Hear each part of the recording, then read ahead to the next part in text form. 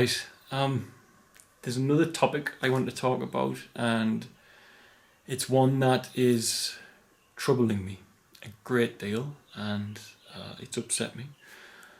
And I'm human. I've had the odd tear about this problem.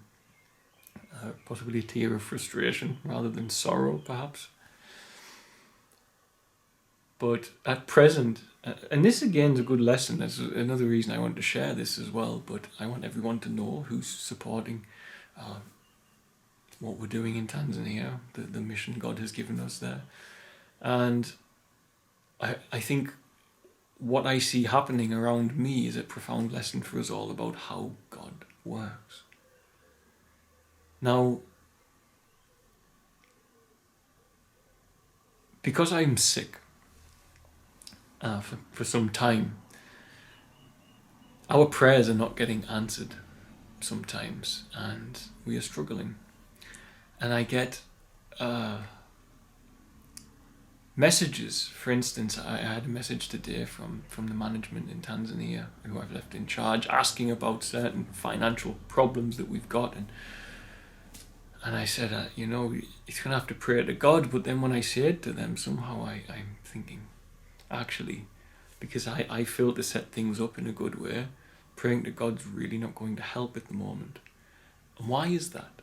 How can I be so confident? How can I be so harsh, shall I say, that God created all this around me for me to say that? And it's because God is answering my prayers and the prayers of this children, the staff, everybody. But because I'm sick, I don't have energy sometimes to do what he needs me to do, to see it through. You see, God needs people to do his will. This is simple reality. People pray to be healed and the right person comes and helps them with their healing up. People pray for help and a person comes to help them. Yes, you might get your odd miraculous happening that doesn't involve a person, but normally, for me, most of my prayers that are answered come from sentient life, some which way, shape or form. And when we pray at the moment, we might pray for a problem, people will appear in my email, and it's about fundraising, or it's about reaching out, wanting to help us. It's about suggestions, it's about requests, about maybe climbing the mountain or doing volunteer work. And when people reach out and offer themselves to something and nobody replies, this is bad. This is offensive. Quite simply, this is offensive. Now, at present, I don't have anybody trained who knows the answers to all of these things. They all come to me, and that's my fault.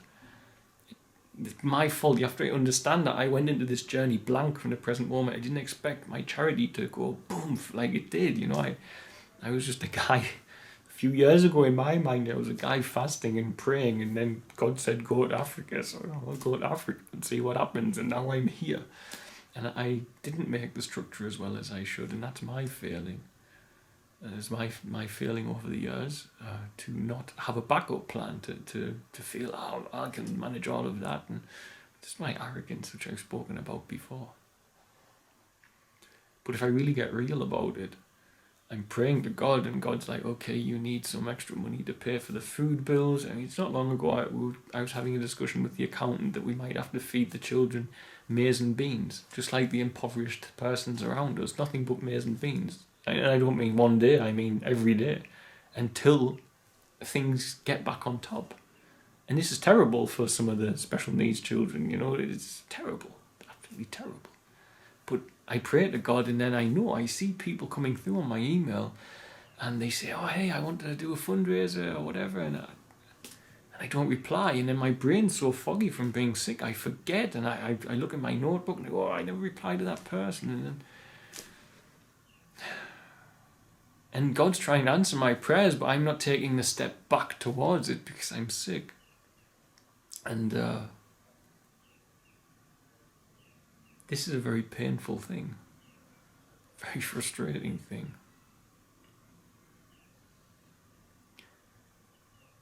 But I think it's a good lesson for everybody as well to understand,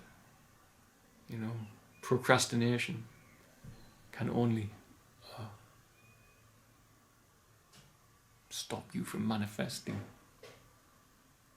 the answer to your prayers from God.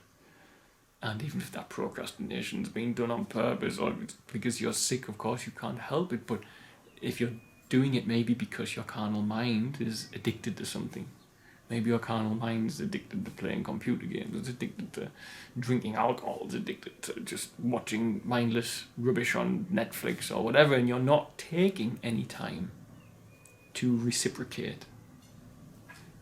You're not taking any time to see the chances coming and take that little step that seems a bit boring. The first step might seem a little bit boring, but you take it anyway. Then it's not God's fault that our prayers are not getting answered. And it won't be God's fault if we are low on money, because He's trying to bring me the answers. But sometimes,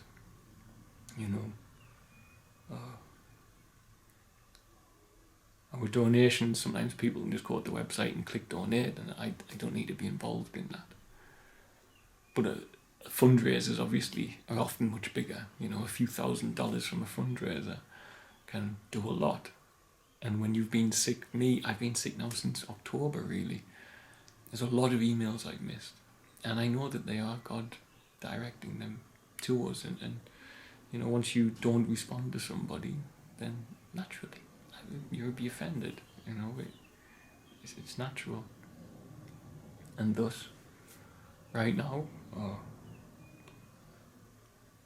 I'm desperate to get my health back because I see many things slipping away from us that shouldn't be slipping away from us, and opportunities passing that shouldn't be passing, not for me, but for the children and for the other children who need to come in. So that's why at the moment God is not answering our prayers. The reality is He is answering our prayers. It's just the bridge He's trying to send the answers over has a gap in it at the moment because I'm sick. So I need to fill that gap. And once I have the energy and I'm feeling stronger, I hope to train somebody to answer those emails, and then this will never happen again.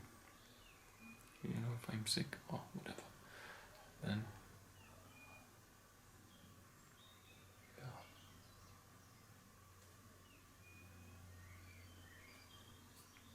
God bless, guys.